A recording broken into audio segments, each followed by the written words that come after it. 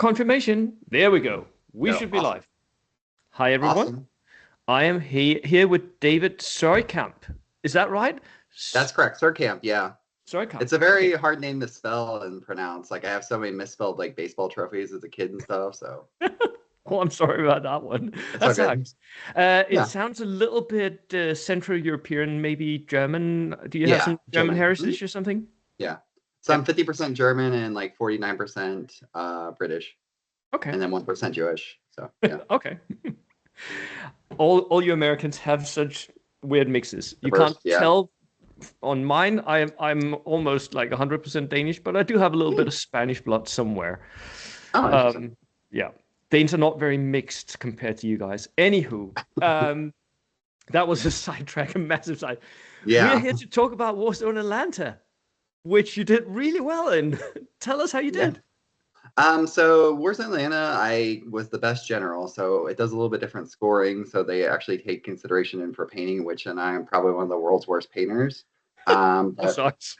yeah, it's okay though. I'm so there. Corey was actually the person who won like overall because he had less battle points than me, but it was still fun and we actually played. So I'll talk about that a little bit later as well. And Yeah. I can just say next year I'm gonna have my friend paint me some miniatures because he's like really good and takes commissions and stuff. So I'm just gonna have him do it in that way. So. So you don't get minuses for not being good at painting. Right. And then I can like, win awards and take his credit for, Yeah. his job. Yeah. So, yeah. Seems legit that. Yeah. Right. So David was nice enough to do the work for me and make a PowerPoint. So we're gonna use that, and I'll bring it up just a sec. And while I do that, what did I mean? I interviewed John Ross recently. Did you feel the same as he did about the tournament as a whole? Was it well run? I mean, I think John Ross is like this is the best tournament in the US. Mhm. I would say so. So there's really like so it's kind of hard because I've been in the process of like moving and then like I kind of things like this. I haven't got to travel to like Las Vegas Open or things like that, but I definitely think it's the best that I've been to personally and definitely in the southeast area because I live in Florida, so it was like a 6 hour drive there. I know that's like far Yeah. for Europeans, but like for Well, yeah. that's it, yeah, for like That so would it's bring me someplace in the central Germany. But right, yeah. yeah. It was the next state for me over. So yeah, it was good. And it was really I think it was very well run. There's a lot of different game systems going on. I Yep. think even the recon event was good. The only thing I thought was a little off was the tertiary objectives, but that was kind of such a minor part. And I think that like John even talked about doing something different next year for that. But Okay. everything else, I think it's well run and it's just really organized because some struggle with organization. I'm sure you experienced that in the past too. But Yep.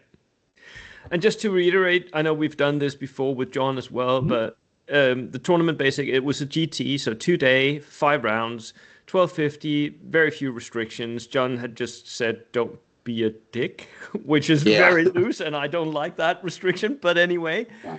that aside, and then the scoring was you get 5 points for the win, primary, 3 points for a secondary, and a draw gives you 1 point.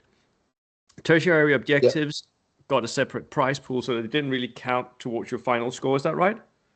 Yes. There was, yeah, the person who actually, I don't think he won a game, actually ended up being the tertiary titan and got like a separate trophy and prize support. So that's cool. It's a good kind of give you incentive if you're getting kind of like you start 0-3 and then, Even if you're getting yeah, clobbered, you yeah, still have a chance of winning something. That's pretty cool. And then yeah. you I think, use V2 objective rules, which I sort of like. They're simpler than the sticky but objectives, which are a yeah, little bit.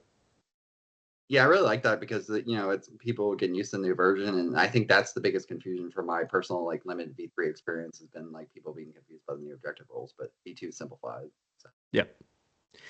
Now, um, we have to talk about this, but I have to reiterate: people at home don't just net list and think because David brought this that you can bring this and just win tournaments. It's not how it works. But we have to talk about your list, David. So talk us through your list.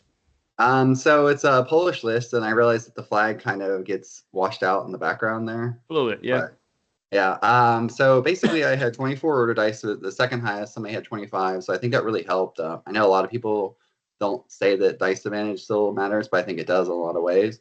And I really had two infantry squads. They were the 8-man Lancer units, veteran. And then I had a 3-man artillery observer, which kind of was an MVP in a lot of ways. So I'll go over that as well. But the Yep. majority of the army was basically the armor platoon, and I have 4 anti-tank rifles total overall, of course, and they were pretty decent at holding objectives and doing other Yep. things, putting pins on vehicles.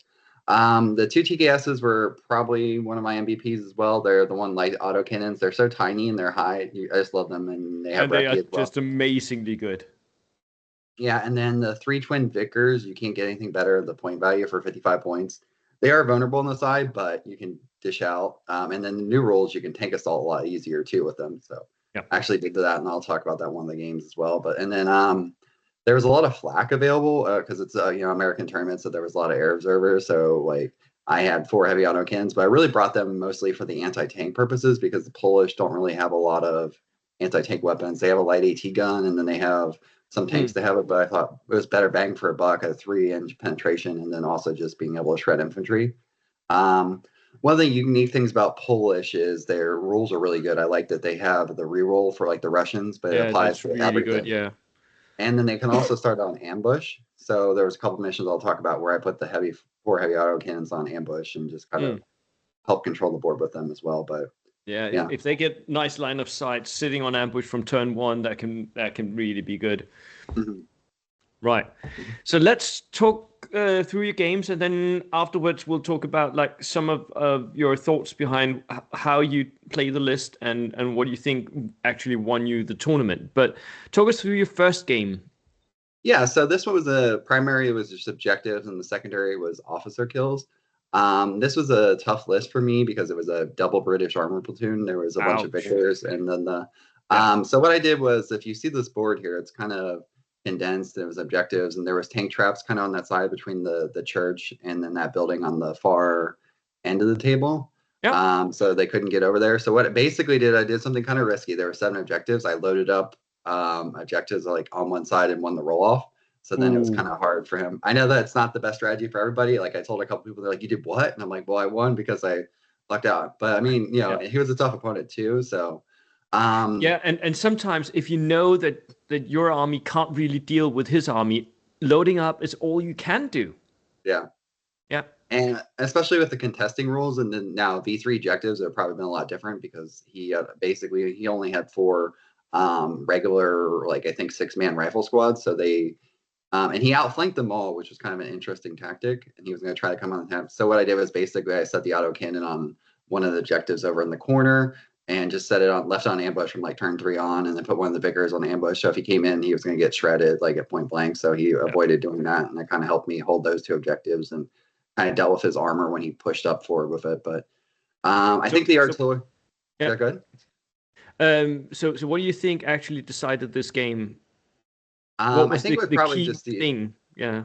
honestly where the placement of the objectives was, and then the holding him out flanking, because I think his strategy was an interesting one, but like if you're aware of it and you can just ambush, I think it can negate outflanking a lot. A lot of people like it's useful, but I think in sometimes like I'd rather just have the pieces on the board instead of outflanking, because I always felt those rolls to come into, and it's just kind of, and you can plan against it, I feel like. So I think that was kind of the big thing, but and luckily, yeah, and then my artillery reserve took out one of his tanks, so that was kind of they're a useful unit, and I That's really lucky. Yep. yeah, and I brought it too for mostly just for the infiltration. And then that Polish can't have SMGs, so I had a 3-man SMG team that could forward deploy basically anywhere. So that's the reason I brought them more than anything. Yep.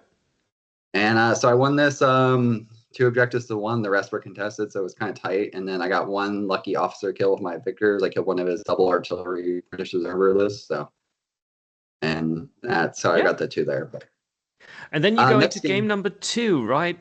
Which, of course, you're now facing off against an opponent who also won his first game, which so increasing difficulty here. Imagine that, people at home. Yep. Talk us through that one.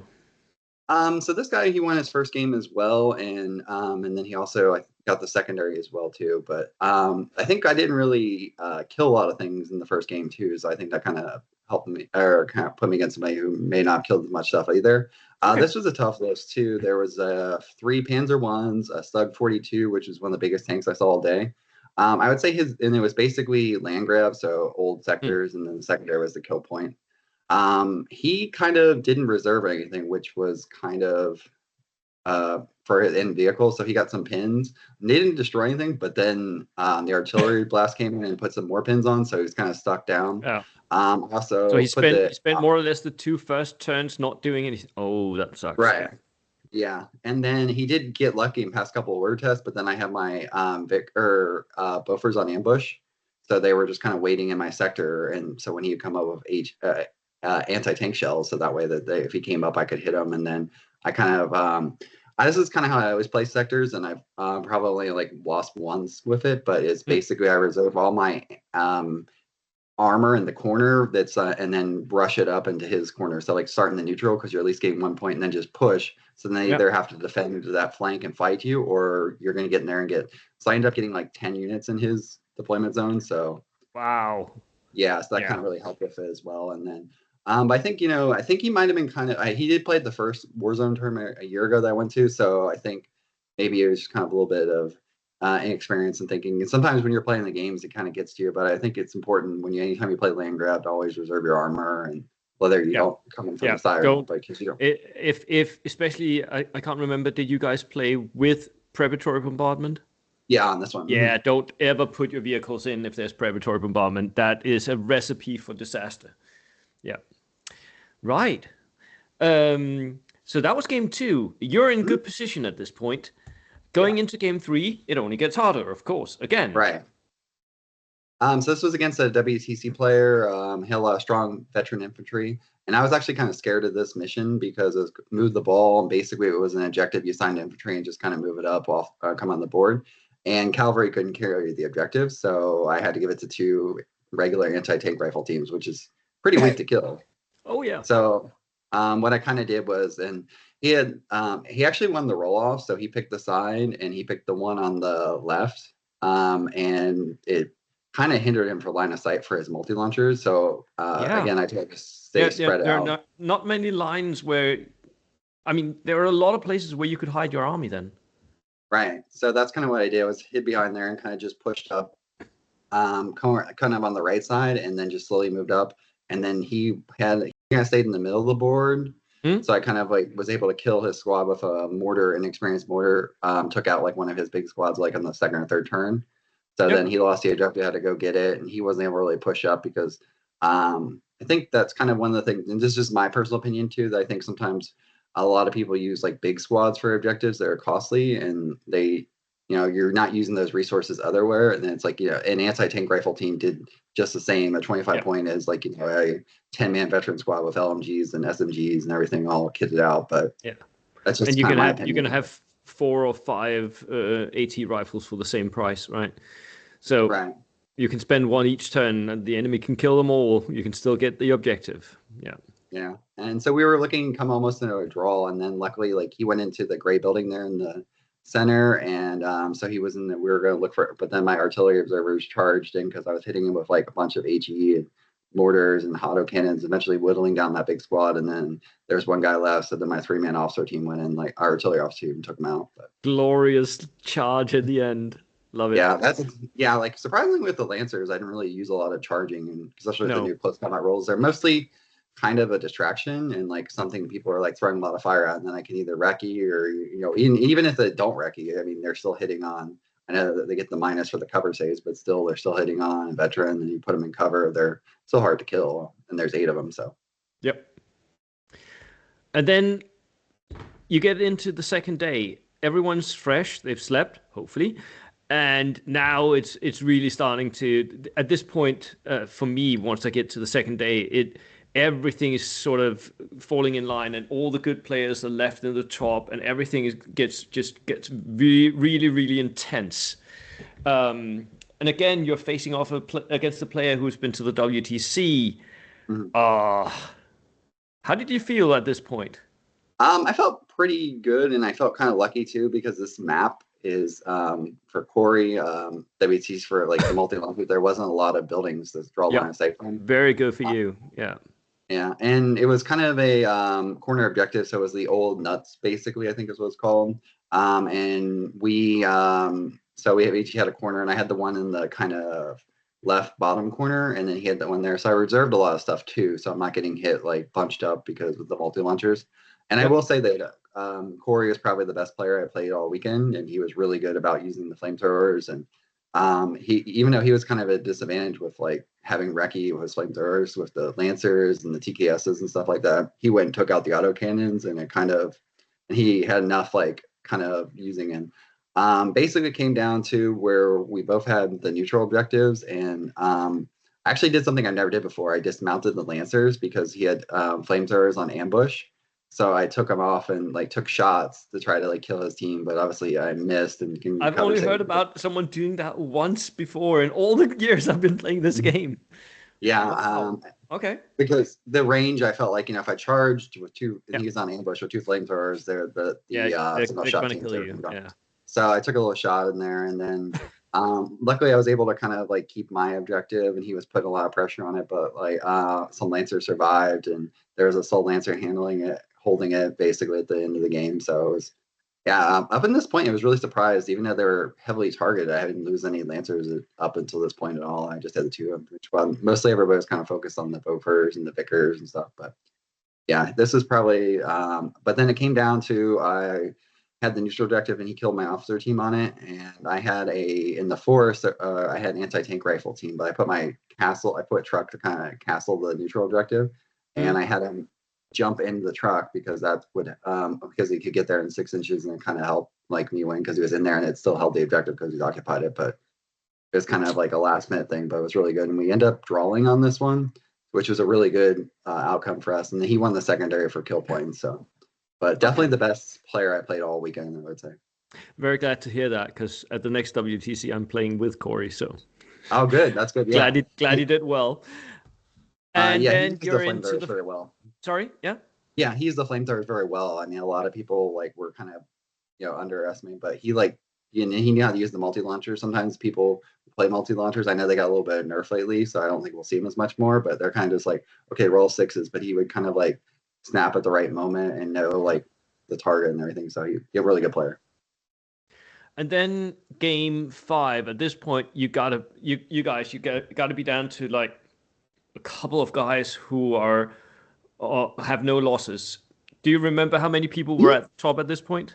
Yeah, so there was 4 people left. So I had the 3 wins and a draw, and Corey had 3 wins and a draw, and then Joe Baselli, he's a Japanese double armor player from New Jersey. I played him in like a couple of Florida tournaments and stuff too. He's really good. He had 4 wins, but he didn't have as many secondaries. And then I believe the player I played, Joey, he had 3 wins and a draw, but he drew his first game and then won 3. He's a really good player. We actually started in the same tournament, like in a Siege of Augusta, like 2 years ago, I think it was. We both were it was our first both tournament. And he's really good. Problem with him is he had 2 air observers and I had 4 heavy autocannons, so no planes came in. Not working. Yeah. He had a very beautifully painted army though, and he had Captain America like from HeroClix as his captain. That was the guy with the Captain America mini. Yeah. It was really cool. And then his airplanes kind of came in, and actually I didn't come in because I took him out with the autocannons, and then it was a very open board too. There's if you can see, there's kind of like sandbags and stuff, so there was a lot of cover, but the line of sight was really good. Cover, yeah. Yeah. And he actually was the first person to kill a squad of Lancers with his Stuart flamethrower, but then like my TK guys got him in the back and vulnerable and like just knocked it out. And then it was kind of close towards the last round where my army was like moving up, but then like after I think it was like turn 5, then finally got into his backfield and started, because he was kind of hiding behind the ruins and those huts over there, and I kind of just got in the back and started kind of picking off squads and getting a little lucky. But yeah, the Stewards were decent, I feel like. So I think there were in a lot of times like the autocannons could really damage the Stewards. So one of them got like a side shot on it, and I think he just put it on fire but didn't knock it out. And then that is the problem when you have stationary autocannons, right? Because you're shooting at long range most of the time, which means you get 2+ instead of 3+, and you never pull them into that 6-inch range where you get 4+. So it's not really killing as much as it's just pinning most of the time, right? Yeah. I would say other than air observers, I really didn't kill many tanks and vehicles this weekend, but I was able to put enough pins with the combination of anti-tank rifles and stuff. That 48 range is so much better. And then in a Yeah. lot of ways, if there's no even anti-tanks, you can just try to pop a vet squad and hit them at long range, put a pin on it. Yeah, I think they're very more effective than light mortars. I know like you play them very effectively, but I feel like a lot of people don't know how Yeah. to play light mortars. So I think I'd rather spend the 4 more points and get something that can pin a tiger and It, kill a vet and stuff perfect. too. So, Perfect. If that works for you guys, do it. yeah, Yeah. Um, you right here, he was outdiced. Is that what you feel like decided this game for you? I would say in a lot of ways, yeah, because he would snap with the commander, and it was like I think that was a big thing. Everybody snapped when they A lot could. more. Yeah. Yeah, and it's a big wave. So, but if you could survive that snap, all of a sudden I think he had like 18 or 16 dice, so he'd snap, and then four out of the bag, and then it's like me going like 10 times basically at that point, and it's just kind of like I can kind of do what I want where there's not a counter. I personally don't really like to snap at all because I feel like kind of just like to see how the game reacts and stuff because I feel like sometimes you snap and it's like Yeah. people just snap to snap and they're not very intentional with it, and I think that's the most important thing is to think I also about think like a lot of time, at least maybe it's the way I build armies, but I want to have dice at the end of the turn, not at the beginning of the Mhm. turn. So I typically don't want to snap a lot of things all at once. I want to spend right. time and then do stuff. Yeah, but yeah, Yeah, because especially if you can survive the wave, like if he snapped exactly. his couple Yeah, stewards and then just kind of like okay, go down or whatever with the auto cannons or yeah, gets bad with luck and rolls because he's only throwing 18 or 9 dice instead of 18 now. So it's yeah, yeah, exactly. yeah. Right. So, what are your thoughts here at the end on how the meta is evolving and how it all works out? Yeah, so I think light tank spam is everywhere, whether it be different types of auto cannons and I think the Polish have a lot of cheap tanks, and I think that's kind of what really helped me with it too as well. And you definitely need something with flak to like ruin air observers because the list that didn't have flak would get destroyed by them because the Yeah. Americans are getting two shots and stuff on them as well. And I think like it's definitely, I don't really think infantry as well. Like Ryan's probably one of the better players I've ever played, and he brought all infantry, and I think like he had the most units killed because there's Yeah. like I feel like Everything in a can lot kill of you. Everything can right, kill you and will. and yeah, Yeah. and he had like four bazookas, but if you have six tanks and you just kill the bazookas and get and to me when I play bazookas, I always roll like a 2 and miss anyway, so that's why I don't like them. I'm excited about the bazooka deep because I'm going to get 2 rolls on that, so that'll be fun to like test that Yeah. out, and I think that's going to be a very powerful weapon. I think the flamethrowers still work. I think you just got to be really careful with them and strategic. And I think Corey did a really good job with them. And I don't think we see many other ones anymore, but they're not as easy as they were in version 2, just auto No, killing they're stuff. You not. have to be very strategic like Corey was. And I don't, and I think that like a lot of people are scared of multi launchers. And I think you just kind of need to like mitigate by reserving or not placing them where you can. I think that's the most important thing. And obviously now this was before they got nerfed to like 36 inches of minimum range, which So now, they had now you been can also push up towards them. It's just an extra thing in your arsenal against multi-rocket launchers, right? Yeah. right. And then yeah, I think a lot of big infantry squads, and again, these are just my opinion. It's a drain on resources. So if you're spending 150 points on vets kitted out with LMGs, SMGs, and stuff, it's kind of just you can, especially when there's no dice cap.